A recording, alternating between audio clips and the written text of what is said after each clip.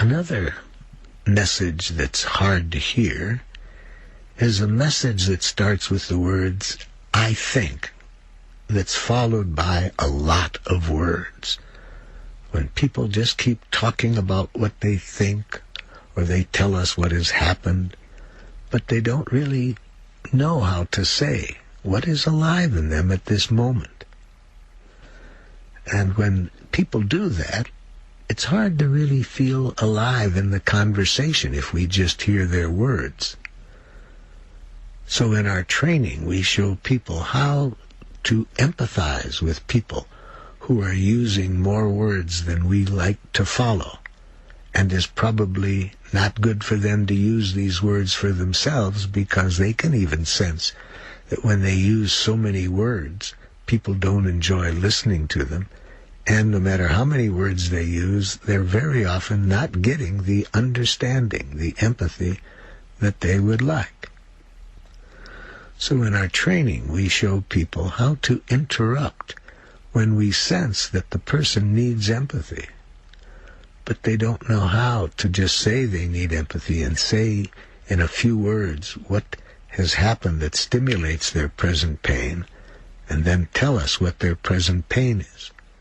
Many people don't realize that telling the story doesn't give you the empathic connection that we're needing, as much as referring briefly to what happened and putting the focus of our attention on what's alive in us now.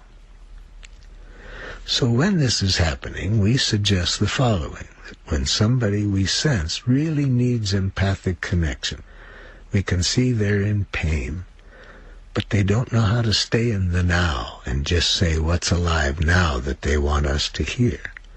And they start just telling us all kinds of things about what happened in the past and what they think about that. And when we're finding it hard to follow because of so many words they're using, and the words are not focused on what they're feeling and needing in the present, we suggest that this is a good time to interrupt. But not to interrupt to take the flow away from the person, but to interrupt for the purpose of bringing them back to life, back to what is alive in them at the moment. And we suggest doing this by saying, excuse me. So to interrupt them when you have heard more words than you want to hear, and when the words are not really connecting you clearly to what is alive in the person. So we say, excuse me, and then what we say is to bring the conversation back to life, back to what is alive in this person at this moment, behind all the words.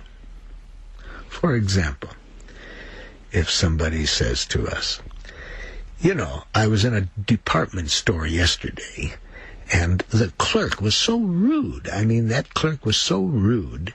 And I thought, it reminded me of my own father. My father used to talk to me in the same way.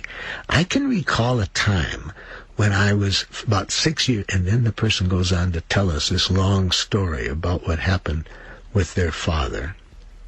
Here's where I might interrupt, but I would interrupt to try to connect to what's alive in them now behind all these words. I might say, excuse me for interrupting, but I really want to be sure I'm connecting to what you want me to hear by telling me this.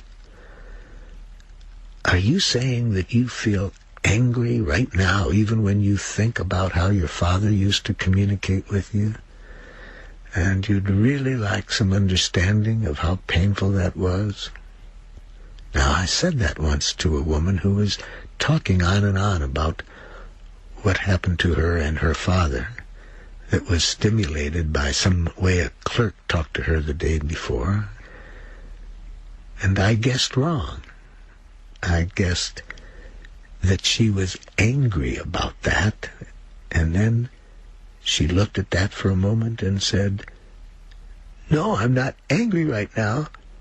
I'm hurt. Why is it that my needs never matter to people? My father didn't care about my needs, only about my sister's. The clerk yesterday just didn't seem to care about me." So even though I guessed wrong what was alive in her, it brought her back to the present. And she got clear that what she was really wanting to say was the hurt she's been feeling much of her life, because she didn't feel like she mattered, that she was valued by the people in her life.